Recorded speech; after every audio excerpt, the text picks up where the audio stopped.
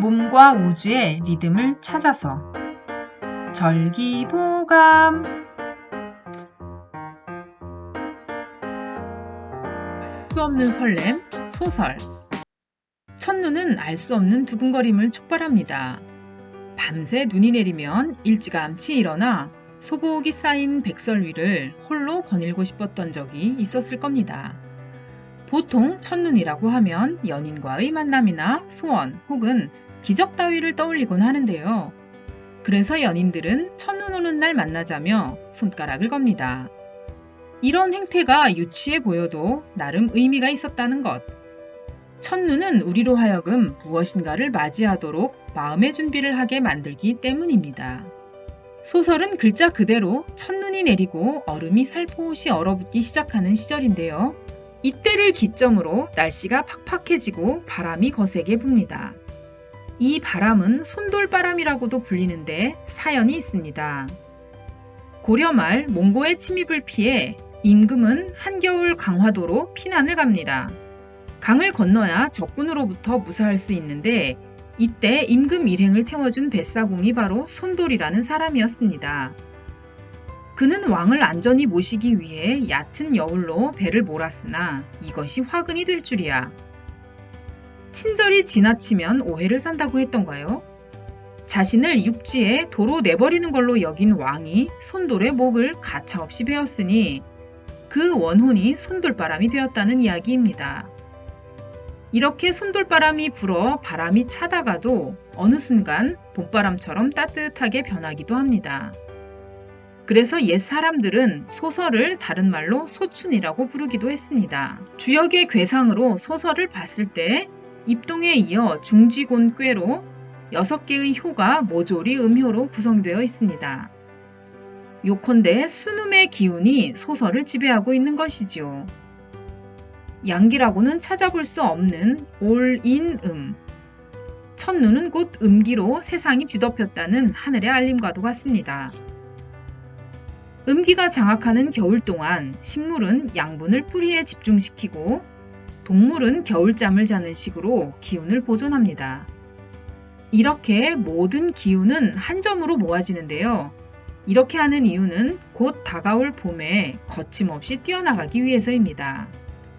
100m 육상 선수가 출발하기 전 몸을 잔뜩 웅크려서 그 반동으로 힘차게 스타트하는 것과 같습니다. 소설에는 겨울에 하강하고 저장하는 기운, 이른바 폐의 에너지가 강함을 알 수 있습니다.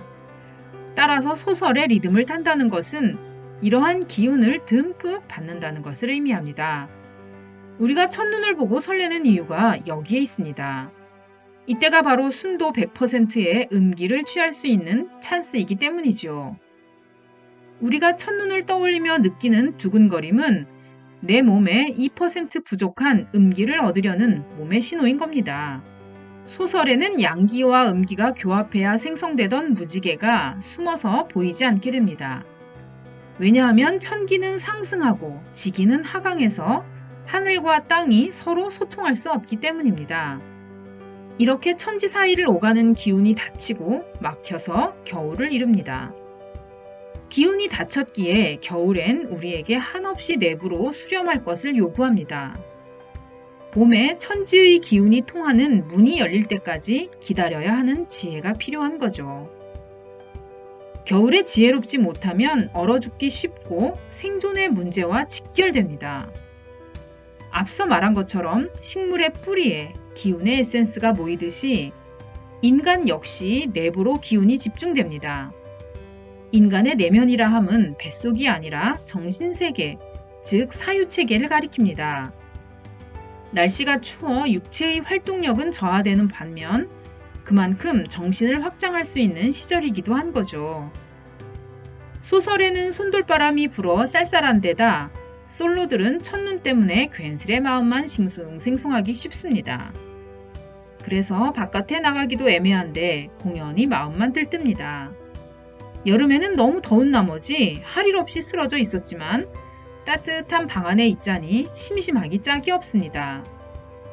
이때 이런저런 킬링타임에 빠지기보다 내년에 틔워야 할 씨앗을 차분히 길러보는 건 어떨까요? 동의보감이 전하는 건강 꿀팁. 옛 사람들은 문을 닫고 겨울의 리듬에 맞춰 살았습니다. 예기 원령에는 그러한 일상이 잘 나타나 있습니다. 그들은 소설에 성곽을 보수하고 대문과 창문을 닫으며 외부의 침입을 방비했습니다. 이는 바깥으로 드러난 경계를 점검하여 내부의 평안을 도모하는 일이었습니다. 우리의 신체에서 밖으로 드러나는 대표적인 부위는 얼굴입니다. 얼굴을 구성하는 눈, 혀, 입, 코, 귀 등은 인체 내부에 자리한 장기의 상태를 알려줍니다. 동의보감 내경편 5장 6부에는 5장은 늘 내부에서 얼굴에 칠규를 거느린다. 폐기는 코와 통함으로 폐가 조화로우면 코가 냄새를 맡을 수 있다. 심기는 혀와 통함으로 심이 조화로우면 오미를 분별할 수 있다. 간기는 눈과 통함으로 간이 조화로우면 눈이 오색을 분별할 수 있다. 비기는 입과 통함으로 비가 조화로우면 오곡을 잘 분별할 수 있다. 신기는 귀와 통함으로 신이 조화로우면 귀가 오음을 들을 수 있다. 오장이 조화롭지 못하면 칠규가 통하지 않고 육부가 조화롭지 못하면 형기가 움직이지 않고 뭉쳐서 옹이 된다.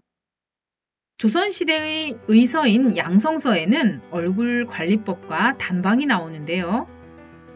손바닥을 뜨겁게 비벼서 이마를 자주 문지르는 것을 천정을 닦는다 라고 한다. 머리카락이 난 경계까지 14번 내지 21번을 문지르면 얼굴에서 저절로 빛이 난다. 이른바 손은 늘 얼굴에 대고 있어야 한다는 것은 바로 이를 두고 한 말이다. 라고 나옵니다. 이렇게 5장은 눈, 혀, 입, 코, 귀와 각각 연동되어 얼굴에 자리한 7개의 구멍을 관찰함으로써 장부의 상태를 알 수 있습니다. 자기의 몸과 마음의 상태를 알려주는 고급 정보들이 얼굴에 담겨 있는데 안타깝게도 우리는 꾸미는 것 말고는 자기 얼굴에 별로 관심이 없습니다. 그렇기에 얼굴은 예쁘거나 잘생겨야 할 것이 아니라 지금 자신의 상태를 가장 잘 드러내줄 수 있다는 것이어야 한다는 것 잊지 마세요.